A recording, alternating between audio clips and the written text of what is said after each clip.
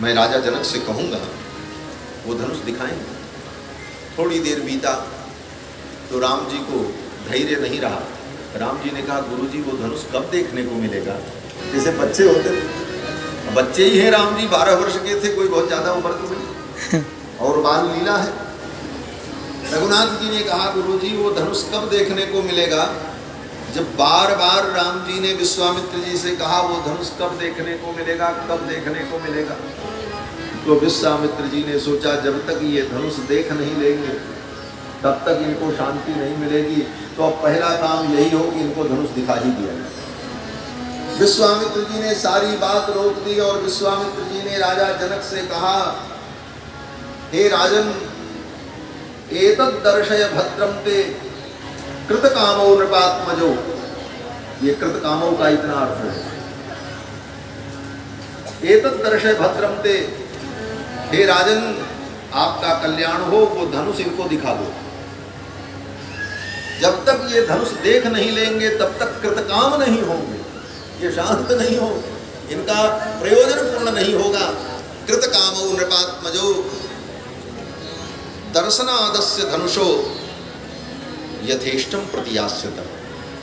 आप इनको धनुष दिखा दो, ये कृतकाम हो जाए, और ये धनुष देख लेंगे तो जैसे आए हैं वैसे ही लौट जाएंगे। ये क्यों कहा?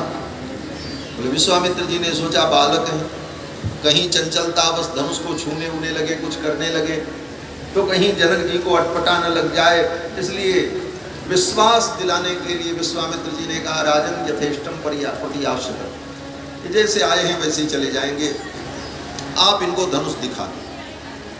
जनक जी ने कहा ठीक है। जनक जी ने कहा महाराज धनुष मैं इनको दिखाऊंगा, लेकिन धनुष से जो जुड़ी हुई बातें हैं उन बातों को भी ये सुन लेंगे, जान लेंगे तो धनुष देखने का, अनुभव करने का एक अलग आनंद हो। बोले क्या? जनक जी ने कहा कि यज्ञ करने के लिए मैं भूमि का शोधन कर रहा था। क्षेत्रम शोधयता लब्धा नामना सीतेति विश्रुता। यज्ञ के लिए मैं भूमि का शोधन कर रहा था, उस समय मेरे हल के अग्रभाग से एक कन्या प्रकट हुई, अयोनिजा। वो किसी मां के गर्भ से नहीं पैदा हुआ, अयोनिजा हल के अग्रभाग से प्रकट हुई, इसलिए मैंने उसका नाम सीता रखा और अपनी पुत्री के समान मैंने उसका पालन पोषण किया। मैंने विचार किया कि मैं अपनी बेटी का विवाह किसके साथ करूं? मेरी बेटी सीता अयोनिजा है, ये किसी स्त्री पुरुष के द्वारा उत्पन्न नहीं है, अपितु स्वयं भूमि से प्रकट हुई। ये कोई दिव्य देवी है। ऐसी दिव्य देवी का विवाह किसी दिव्य पुरुष से होना चाहिए, लेकिन दिव्य पुरुष की पहचान कैसे होगी? तो मेरे मन में एक बात आई कि मेरे यहाँ जो माहेश्वर धनुष है, उस धनुष पर जो प्रत्यंचा चढ़ा दे, उसका आरोपण करे, उस वीर के साथ मैं अपनी बेटी का विवाह करूं। क्यों? बोले वो धनुष साधारण नहीं, उस धनुष पर न देवता गंधर्व यक्ष किन्नर कोई भी उस धनुष पर प्रत्यंचा नहीं चढ़ा सकता। नई तत्सुरगणा सर्वे सासुरा न च राक्षसाः। राक्षस असुर देवता गंधर्व भी उस धनुष पर प्रत्यंचा नहीं चढ़ा सकते। मनुष्य की तो कोई गति ही नहीं है। क्वा गतिर्मानुषाणाम च, मनुष्य तो उस पर प्रत्यंचा चढ़ा ही नहीं सकता।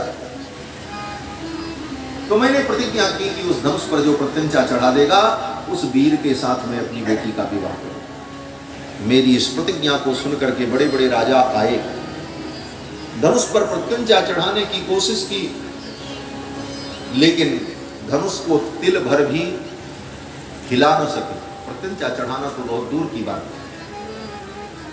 अंत में उन सभी राजाओं ने मिलकर के योजना बनाई, मिथिला नगरी पर आक्रमण कर लो और सीता को छुड़ा लो।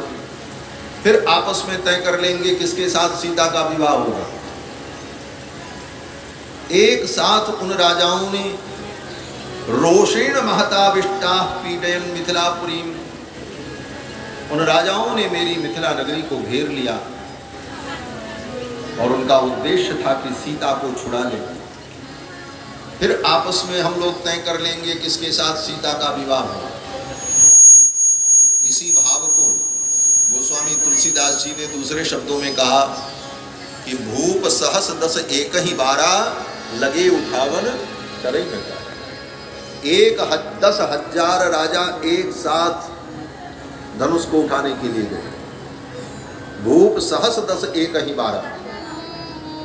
प्रश्न हुआ कि जो प्रत्यंचा चढ़ा देगा उसके साथ सीता का विवाह होगा, और 10,000 राजा मिलकर के अगर धनुष को उठाएंगे तो फिर सीता का विवाह किसके साथ होगा? होगा तो एक ही